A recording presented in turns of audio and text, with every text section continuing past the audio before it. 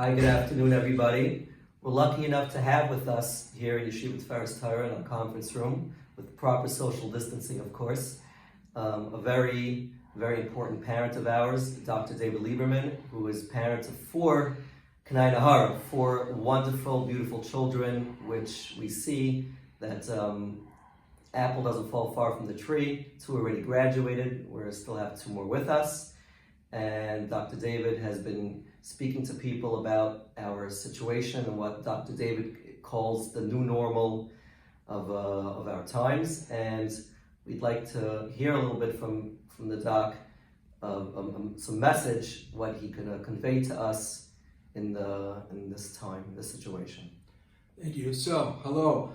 I've been speaking to a lot of people, and I have to tell you, if there's one prescription, one bit of advice I can offer, is cut yourself some slack. This is a new normal. It's the schools are working the best they can. You're working the best you can. Your house is functioning the best it can.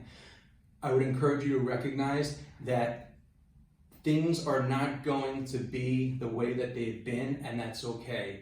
It's not going to be perfect. It's not going to be near perfect. There are a lot of kinks that still have to be worked out with the schools, with everyone's jobs, and with the education at the home and so on.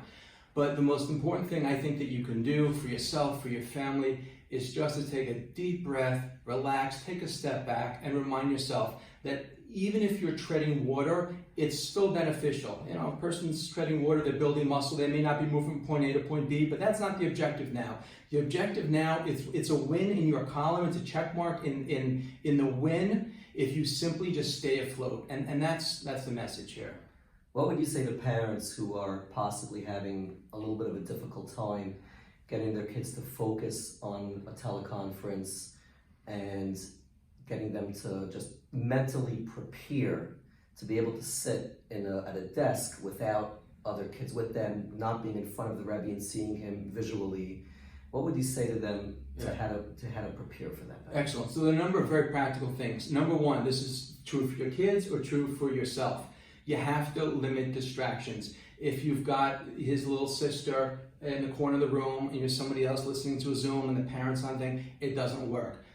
The more privacy and quiet you can give, and the more you respect your child's time and make sure that everyone is quiet, they know that so-and-so is learning now, the more they're going to be able to value that time and take advantage of it. But distractions have to go. Second is everything in the house, again, just my thinking in general, has to be done to simcha. The only way that you get someone excited about something, you transfer that energy, is if you're excited. So if you're like, okay, fine, everyone getting your calls, come on, who's doing this, why aren't you doing that, and it's schleppy, no one wants to come out of the room.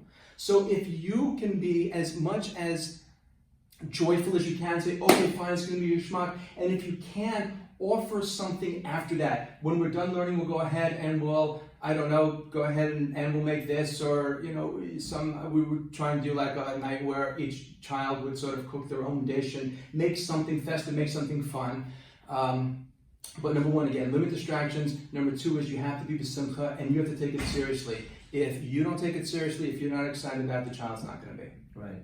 I would like to add to that we're not taking advantage enough of reaching out to the Rebbe and asking him if possibly maybe the voice is too low, maybe to tweak something, maybe if the Rebbeim would love to reach out to the children privately. If you feel that your son needs a one-on-one, don't feel like you're pressuring the Rebbe. The Rebbeim are definitely, or teachers, are willing to put themselves out there and call your son privately, and don't feel like you're intruding by calling up the Rebbe and say, my son would benefit from a little private time together. The time is there. There's one thing that we have now that we haven't had for many years of our lives is time, and how to manage that time. So we're available for that, we're there for that, and use us to the max. Email if you have any issues, except for the video conferencing, which is a non-issue at this point. But please understand and know that the Rebbeim and teachers have spent literally hours brainstorming and coming up with ways to improve and to make our system work. Any final thoughts, Dr. Dave? Yeah, just in terms of the anxiety, the most important thing is modeling. Like I say, in real estate, location. Your children are going to feed off of you.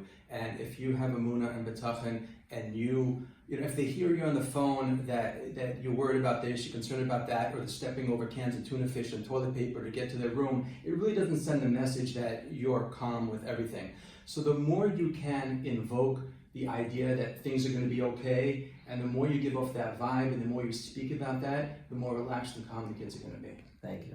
I'd just like to end off also by saying that we love the feedback, and even if it's just a message that your son is doing well and he's happy and successful, we'd like to hear that also. The Rabbeim, all of us, we're human beings. We feed off of real compliments or chizuk, and if you feel like something needs to be modified, we're here for you.